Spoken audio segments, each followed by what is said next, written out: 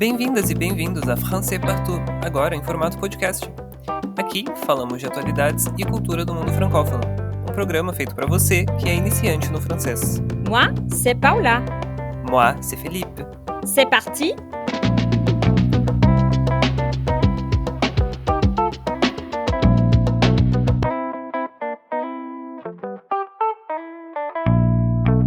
Français partout. Aujourd'hui, on parle de la Côte d'Ivoire.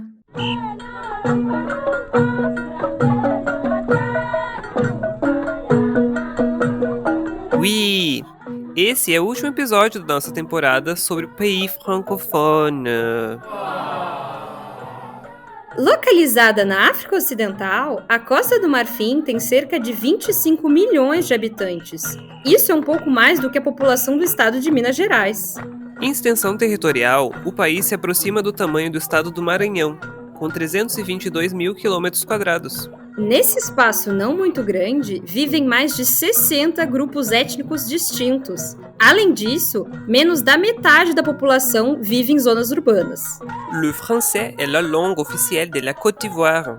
O idioma é utilizado principalmente no ensino e cerca de 34% da população marfinense compreende a língua, sendo que a maioria está na capital, Abidjan. Além do francês, existem mais de 60 línguas indígenas também faladas no país.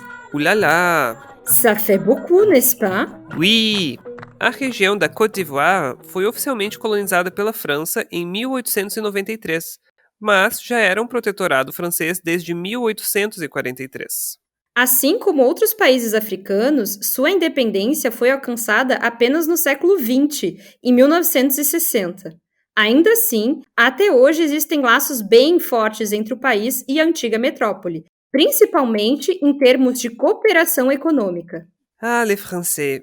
Em relação à organização política, a Costa do Marfim é uma república presidencialista e é governada pelo presidente Alassane Ouattara desde 2010. Momento polêmica.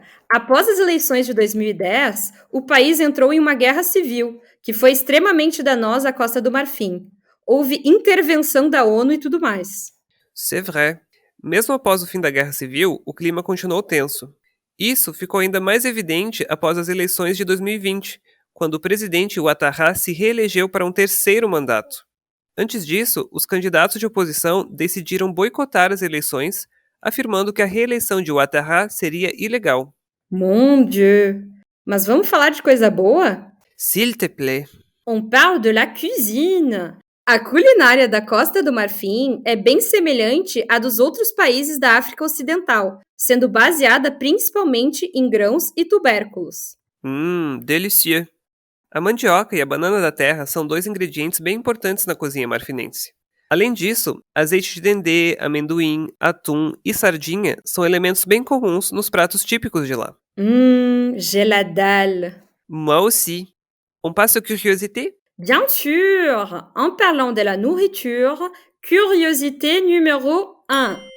La Côte d'Ivoire é o maior produtor de cacau do mundo. Oui! Sozinho, o país é responsável por 39% de toda a produção mundial. On doit remercier la Côte d'Ivoire pour nos chocolats. C'est vrai. Numéro 2. 20% de la population de la Côte d'Ivoire est issue d'autres pays. Sim, os imigrantes da Costa do Marfim vêm principalmente de países vizinhos, como Libéria, Burkina Faso e Guiné. Além disso, existe uma população libanesa e francesa bastante expressiva. Um verdadeiro caldeirão cultural. Curiosité numéro 3. La Côte d'Ivoire est religieusement diverse. Por causa da diversidade populacional, os costumes religiosos dos marfinenses também variam bastante. Plus de 40% de la population se déclare chrétienne, alors que 37% est musulmane. Além disso, 10% dos marfinenses seguem religiões africanas tradicionais. Numéro 4. La plus grande église du monde est localisée en Côte d'Ivoire. C'est la basilique Notre-Dame de la Paix. Localizada na cidade de Yamoussoukro, o edifício é maior do que a Basílica de São Pedro, no Vaticano, e possui uma área externa de 30 mil metros quadrados. Mon Dieu, c'est géant! No interior da igreja, cabem até 18 mil pessoas ao mesmo tempo. embora nunca esteja tão lotada assim. Número 5. A capital da Costa do Marfim, Abidjan, é a terceira maior cidade francófona do mundo. Oui! Com quase 5 milhões de habitantes, a cidade fica atrás apenas de Kinshasa, na República Democrática do Congo, e da capital francesa. Très intéressant. Pour finir, une curiosité sportive. A seleção de futebol do país é conhecida como Les Éléphants. Eles até ganharam a Copa Africana de Nações em 1992 e 2015, além de competirem com frequência na Copa do Mundo.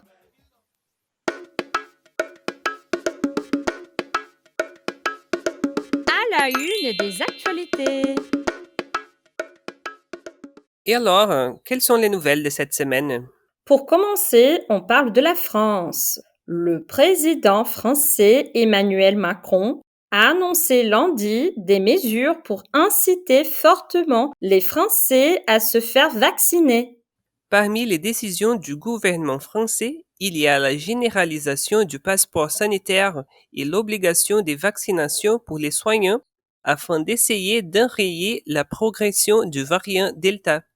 Macron a annoncé que le pass sanitaire s'appliquera dans les cafés, les restaurants, les centres commerciaux, ainsi que dans les hôpitaux, les maisons de retraite et les établissements médico-sociaux. Ça concerne aussi les moyens de transport en commun, comme les avions, le train et les cars pour les longs trajets. Oui, seulement les vaccinés et les personnes testées négatives pourront accéder à ces lieux.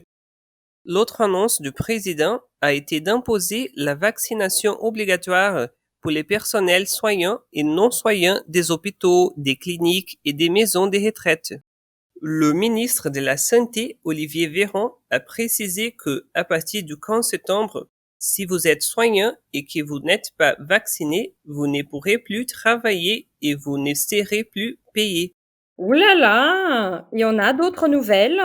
Bien sûr, au Canada, les forces armées ont dévoilé leur nouveau plan pour lutter contre les inconduites sexuelles.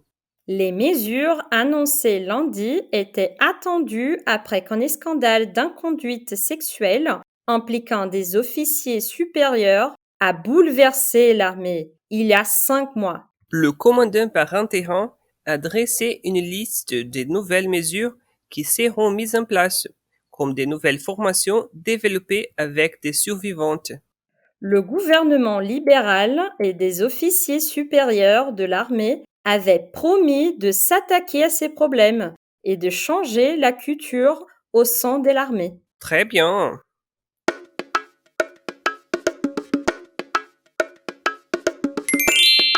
Mot du jour. Paula, quel est le mot du jour? Le mot d'aujourd'hui est assez marrant. C'est le verbe s'enjailler. Je l'adore.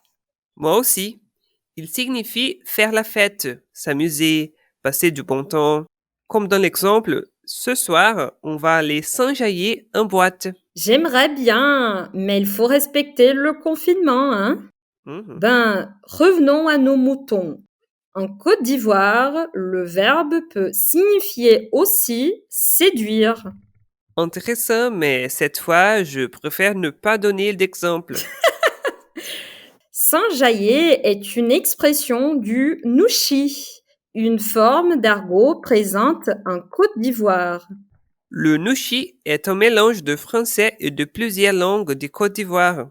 Il est apparu au début des années 1970. Oui, cet argot est de plus en plus répandu dans le monde francophone. Le mot s'enjailler a même fait son entrée dans le Petit Larousse illustré. Cool!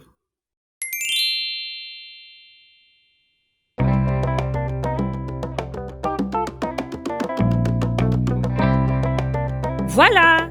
Esse foi o Francês Partout dessa semana. Assine o nosso podcast no feed do seu tocador preferido para não perder os novos episódios. A cada 2 semanas, sempre na quinta-feira, a gente aparece por aqui com um conteúdo diferente.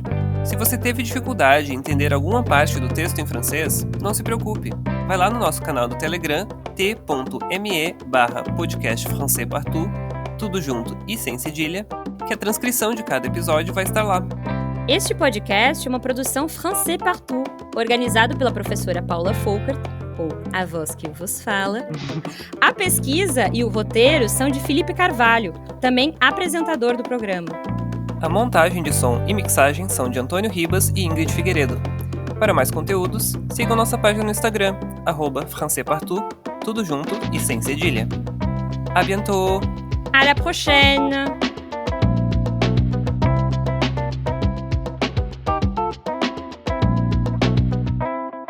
Voltamos na próxima temporada.